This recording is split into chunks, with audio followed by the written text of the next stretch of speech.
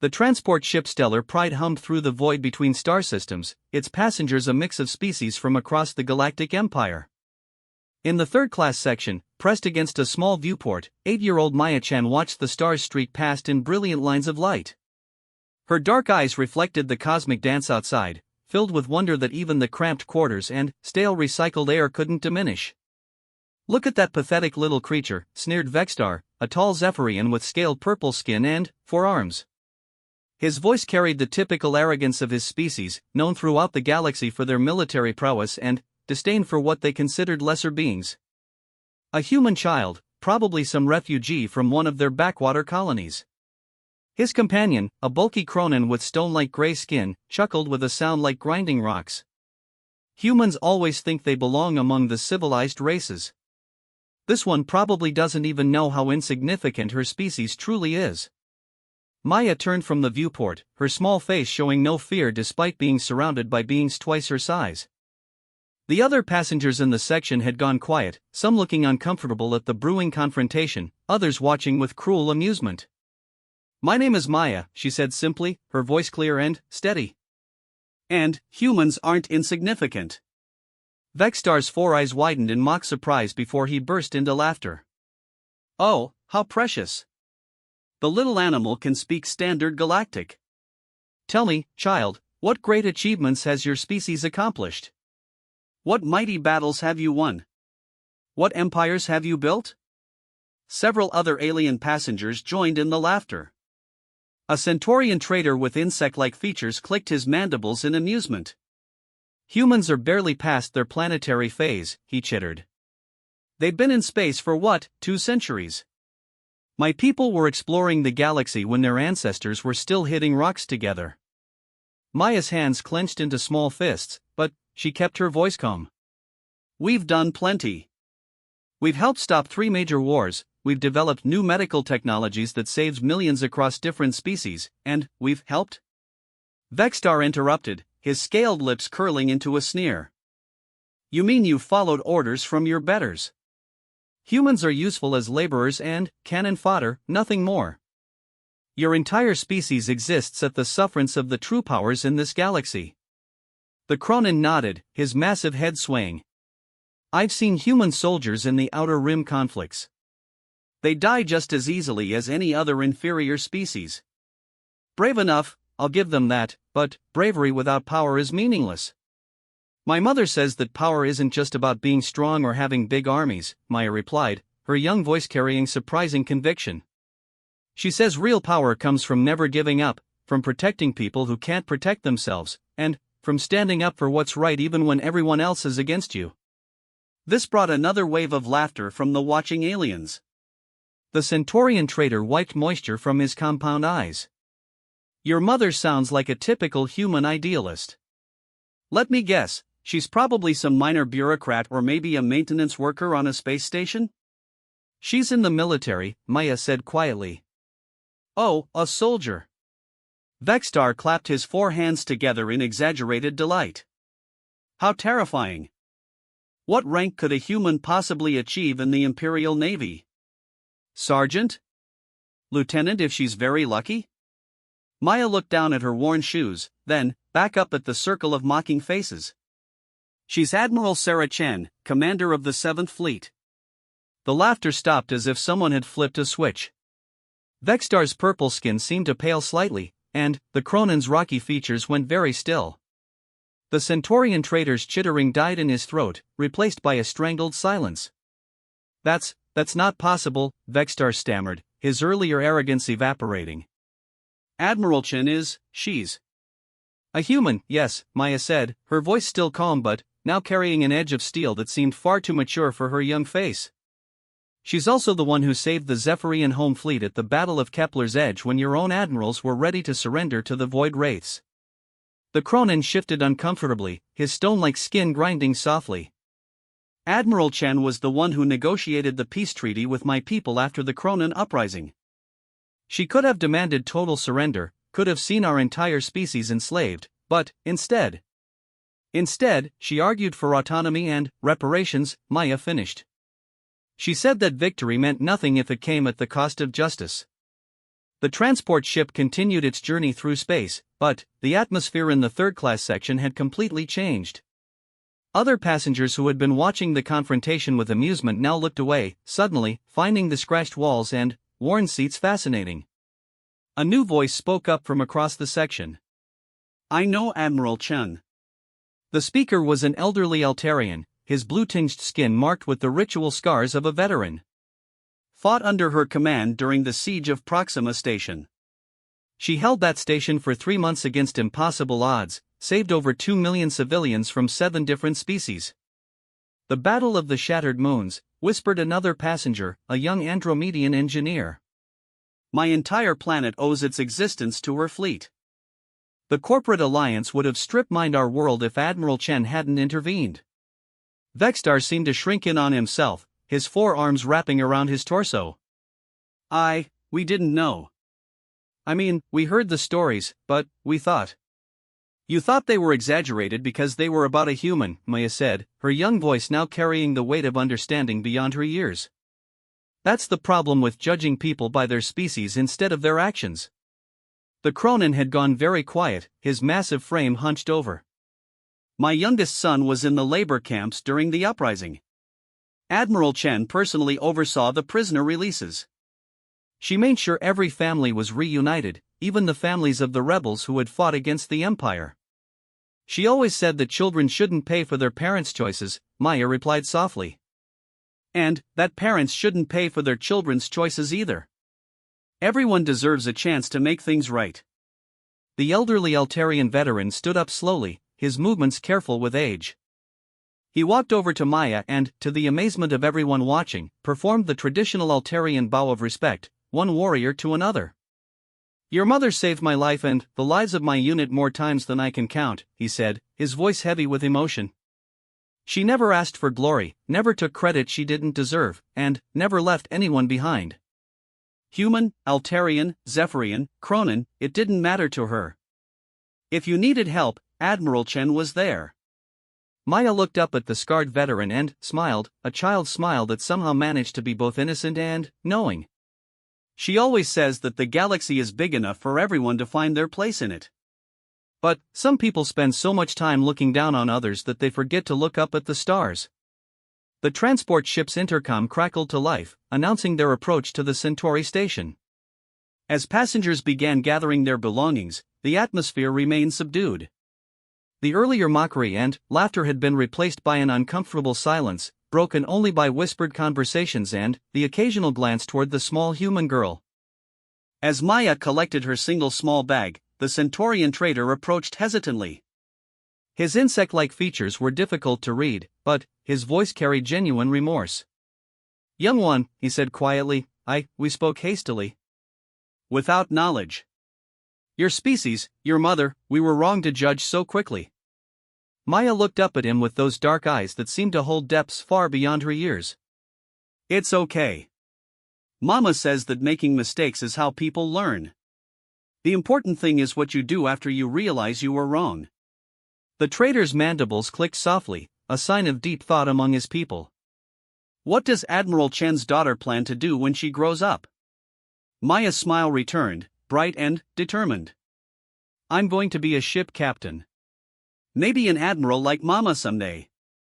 I want to explore the parts of the galaxy we haven't seen yet, meet new people, and help build bridges between different worlds." "Following in your mother's footsteps," the Cronin rumbled, speaking for the first time since learning Maya's identity. "Not exactly," Maya said, shouldering her small bag as the ship began its docking procedures. "Mama had to fight a lot of wars to bring peace. I want to explore and discover new things while the peace holds. She cleared the path, and now I get to see where it leads." As the passengers disembarked at Centauri Station, word spread quickly about the small human girl traveling alone. But now the whispers were different.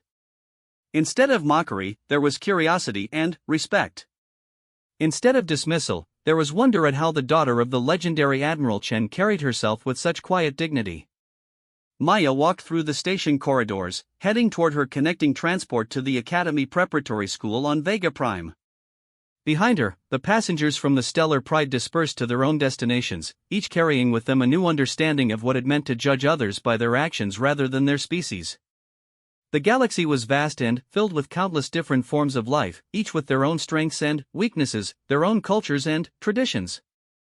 But, sometimes, it took an 8-year-old girl with her mother's eyes and her mother's conviction to remind everyone that respect was something that had to be earned, not inherited, and that the smallest voice could carry the greatest truth. In the depths of space, the stars continued their eternal dance, indifferent to the petty prejudices and grand achievements of the species that traveled between them. But, for those who had encountered Maya-chan on that routine transport flight, the universe had become a slightly larger, more wondrous, and more hopeful place.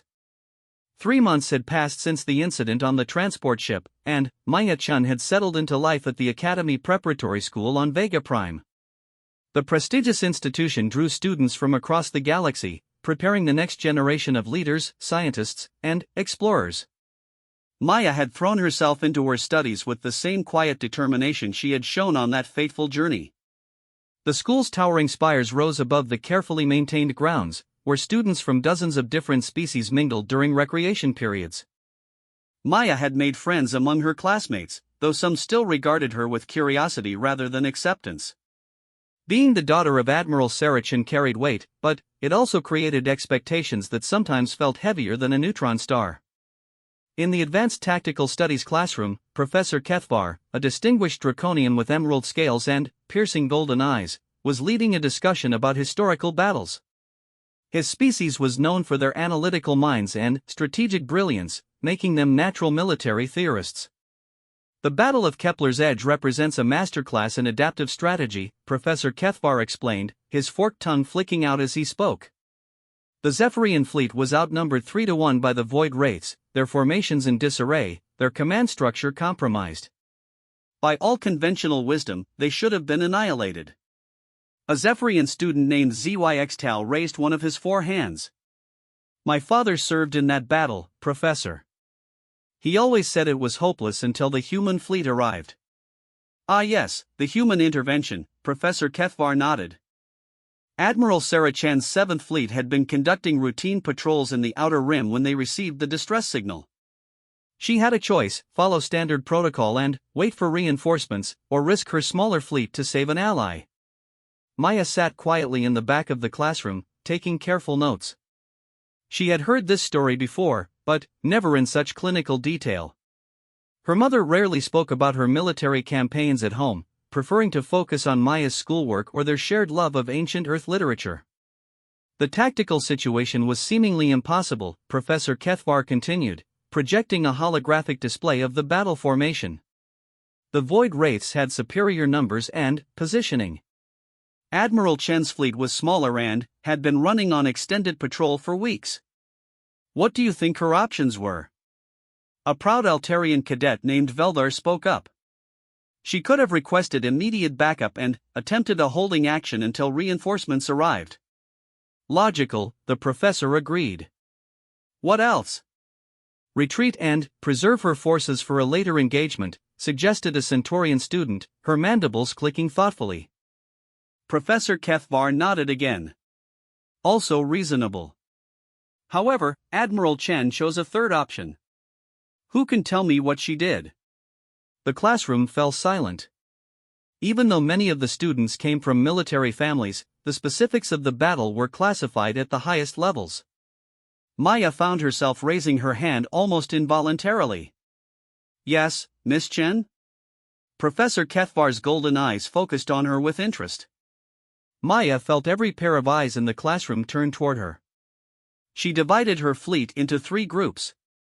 The first group created a false retreat pattern to draw the Void Wraiths away from the Zephyrian survivors. The second group used their smaller, more maneuverable ships to disable the Wraith command vessels. The third group rescued the Zephyrian wounded and regrouped them for a counterattack. Professor Kethvar's scaled eyebrows rose. Impressive. And what made this strategy successful? It used the Void Wraith's aggression against them, Maya continued, her voice growing more confident. They were so focused on destroying what they thought was a fleeing human force that they didn't notice their formations breaking apart. When Admiral Chen's ships regrouped with the surviving Zephyrians, they caught the wraiths scattered and vulnerable. Exactly, Professor Kethvar said with approval. But there was something else, something that made this strategy possible. Can anyone identify the critical factor? The room remained quiet. Maya looked down at her notes, thinking about the stories her mother had shared during their quiet evenings at home. Trust, she said finally. Elaborate. Maya took a deep breath. The Zephyrian commanders had to trust that Admiral Chen would come back for them. They had to trust her plan even though it looked like she was abandoning them. And Admiral Chen had to trust that the Zephyrians would be ready to fight again when the time came, even though they were hurt and outnumbered. Professor Kethvar's golden eyes glittered with something that might have been surprise. Trust between different species, different military traditions, different ways of thinking. Yes, that was indeed the key factor. A student near the front, a young draconian named Skelthor, turned in his seat to look at Maya. How do you know so much about the battle? Those details aren't in any of our textbooks. Maya felt her cheeks warm. My mother was there. Your mother? Professor Kethvar inquired. Was she part of the Zephyrian fleet? No, sir. She commanded the 7th Fleet. She's Admiral Sarah Chen. The silence that followed was different from the one in the transport ship months earlier. There was no mockery, no laughter. Instead, there was a weight of realization, a sudden understanding of who they were talking to. ZYX Tal, the Zephyrian student, was staring at Maya with wide eyes. Your mother, she saved my father's life. Our entire fleet. My planet. She saved all of us, whispered Velvar, the Eltarian. The Void Wraiths would have used Kepler's Edge as a staging ground for attacks on the inner systems. Billions would have died. Professor Kethvar had gone very still, his reptilian features thoughtful. Miss Chen, I must ask, has your mother ever spoken about the decision to divide her fleet? The tactical manuals all say it was a brilliant strategic move, but they don't discuss the personal cost. Maya hesitated.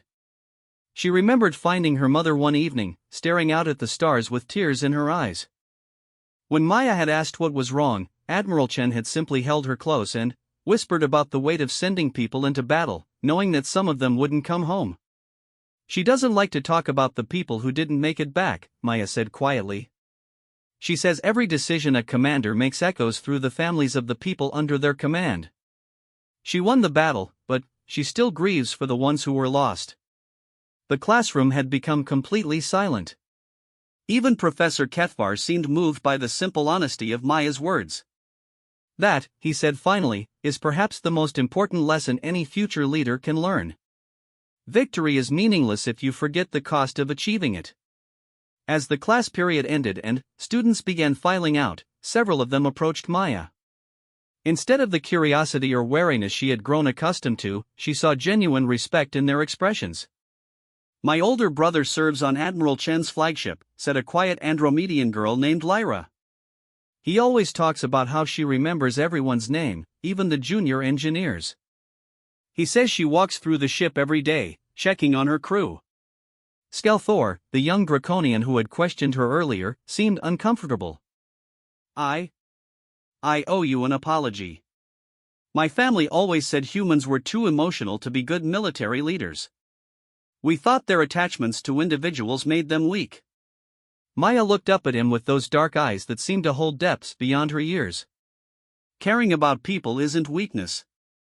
It's what makes the fighting worth it in the first place.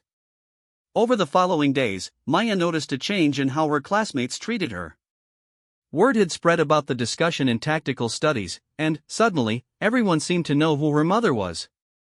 But, instead of setting her apart, it seemed to have opened doors to new friendships and deeper conversations. During lunch in the Great Hall, with its soaring ceilings and windows overlooking the academy gardens, Maya found herself sitting with a diverse group of students. They talked about their families, their dreams for the future, and the challenges of living up to famous parents. Sometimes I feel like I'll never be as brave as my mother, confessed Lyra, the Andromedian engineer's daughter. She survived the evacuation of Titan Base when the reactor cores went critical. she saved hundreds of lives. My grandfather was a famous explorer, added Telvar, a young Centaurian with blue-tinged chitin. He discovered 12 new star systems. How do you follow something like that? Maya considered their words carefully. Maybe we're not supposed to do the same things they did. Maybe we're supposed to use what they taught us to do different things, new things.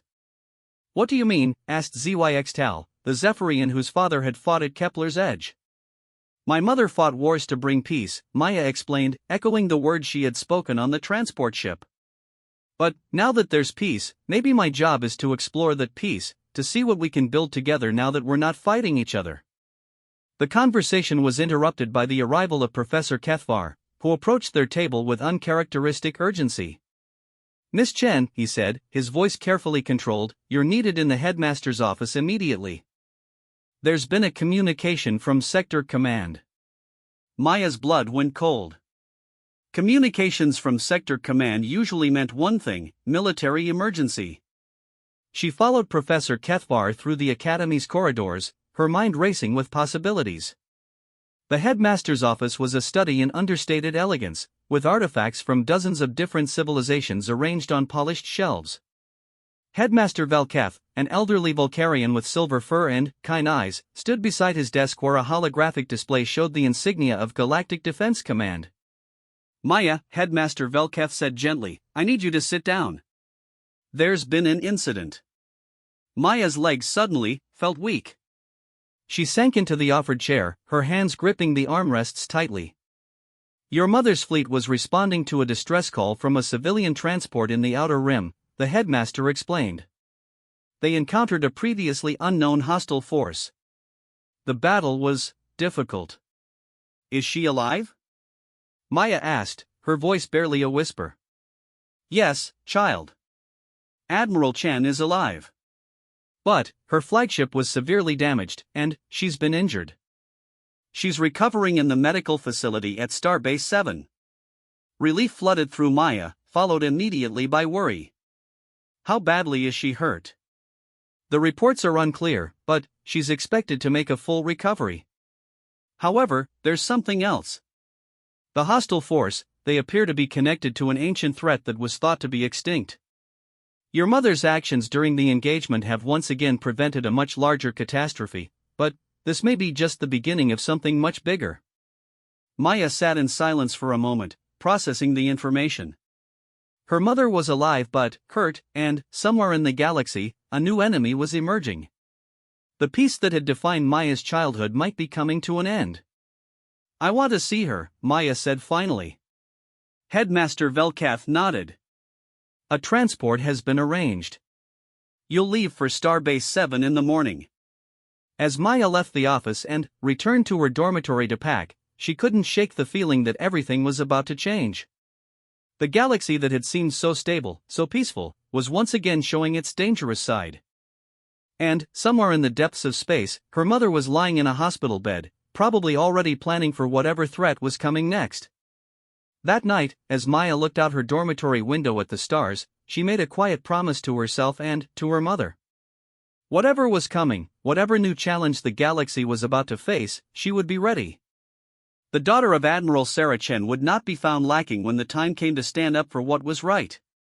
The medical bay at Starbase 7 hummed with quiet efficiency, its sterile white walls lined with the most advanced healing technology the galaxy had to offer. Maya Chen walked through the corridors with measured steps, her young face composed despite the churning emotions within. 3 days had passed since she had left the academy, and this was her first opportunity to visit her mother. Admiral Sarah Chen lay in the medical pod, her body partially obscured by healing membranes and monitoring devices. Her face, usually so strong and confident, looked pale and drawn against the white bedding. But her eyes, when they opened at Maya's approach, were as sharp and aware as ever. Hello, little star, Admiral Chen said softly, using the pet name she had given Maya when she was very young. Her voice was hoarse but warm. Hi, Mama, Maya replied, settling into the chair beside the pod.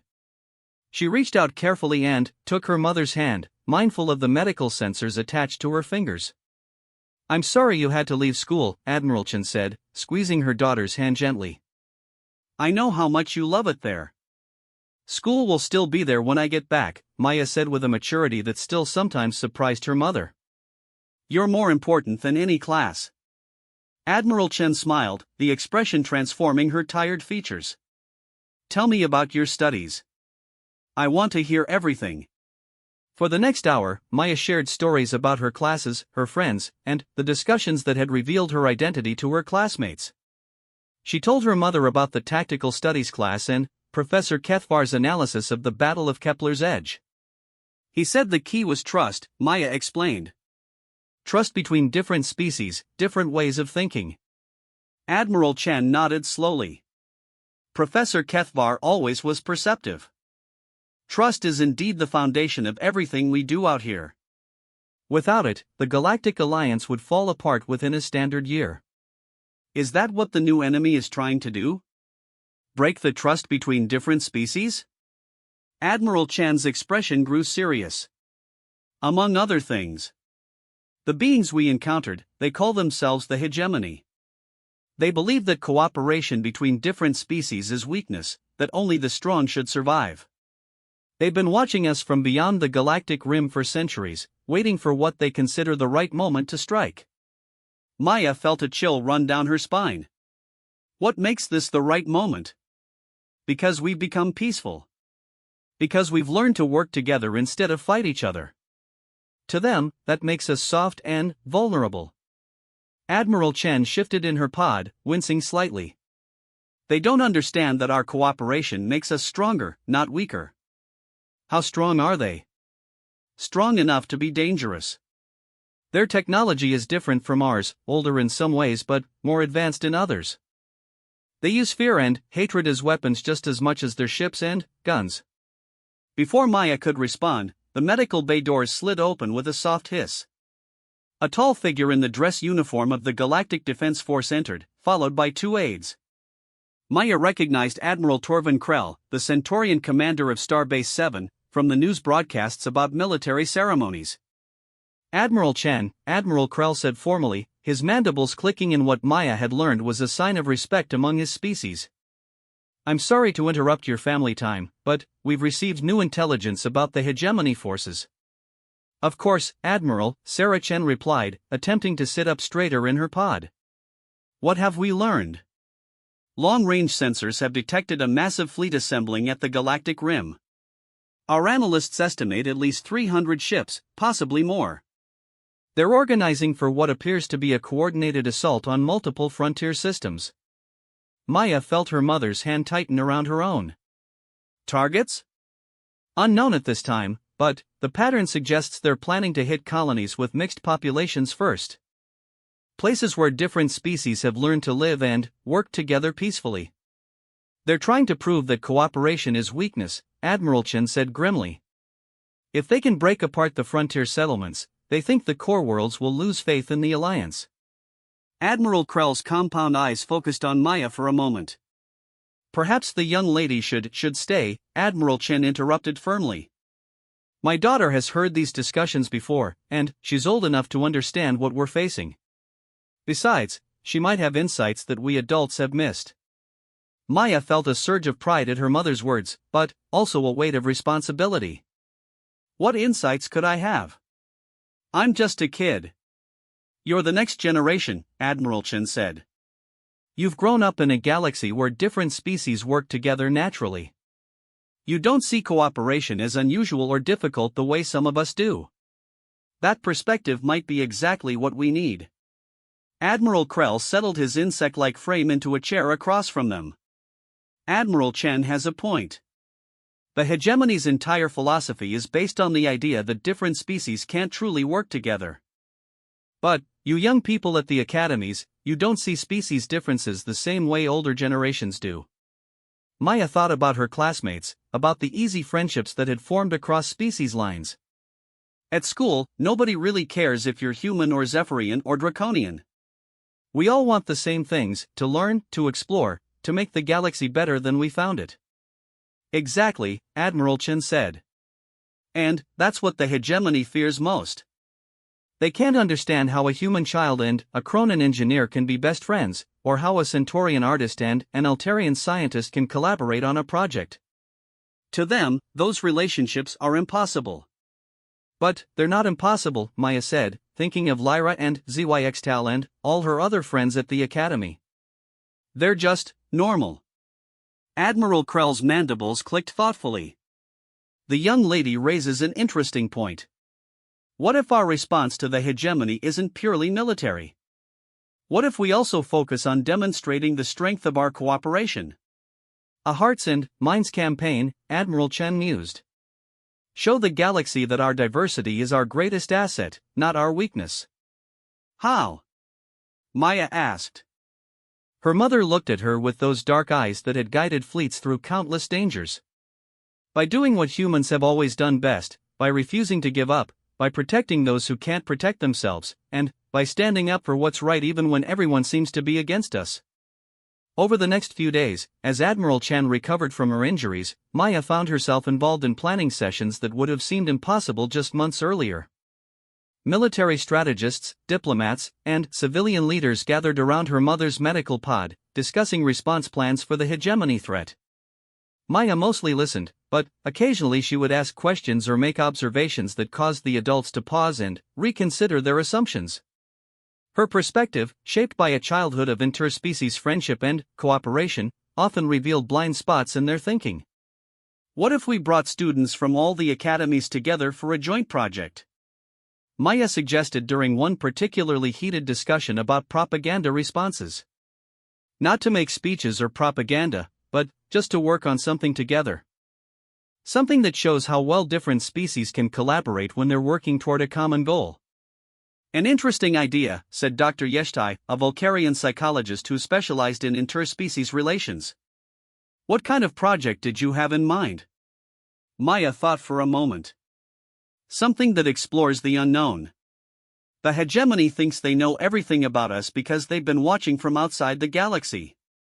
But there are still so many mysteries right here in our own systems. What if we organized an expedition to investigate some of them?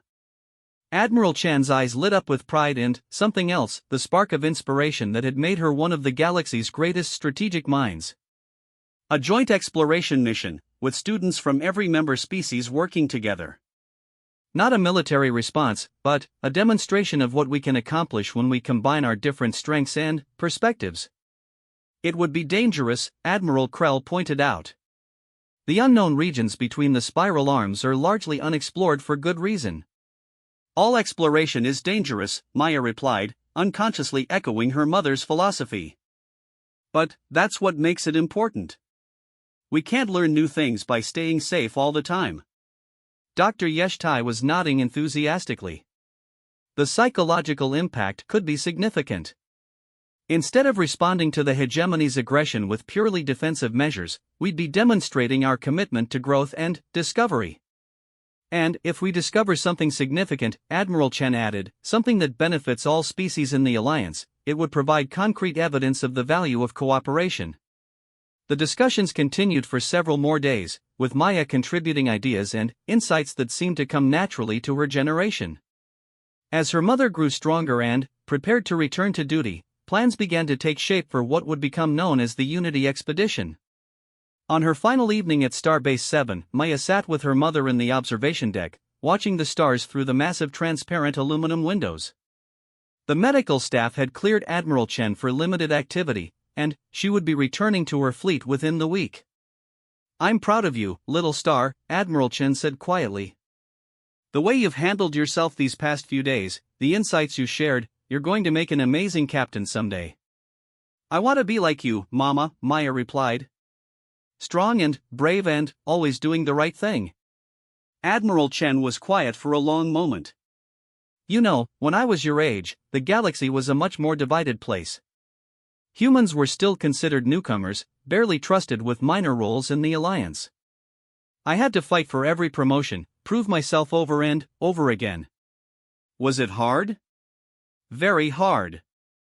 But it taught me something important, that respect isn't something you inherit or demand. It's something you earn through your actions and your choices." And the most important choice you can make is to never give up on doing what's right, even when it's difficult. Maya leaned against her mother's shoulder, feeling safe and loved despite the dangers lurking at the galaxy's edge. The hegemony thinks cooperation makes us weak. But they're wrong, aren't they? Completely wrong, Admiral Chen confirmed. Our differences don't divide us, they complete us.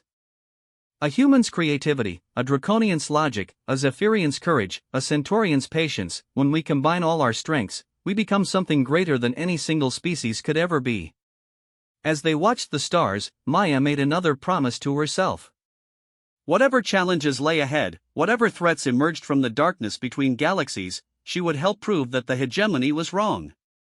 She would show them that a galaxy united by trust and cooperation was the strongest force in the universe.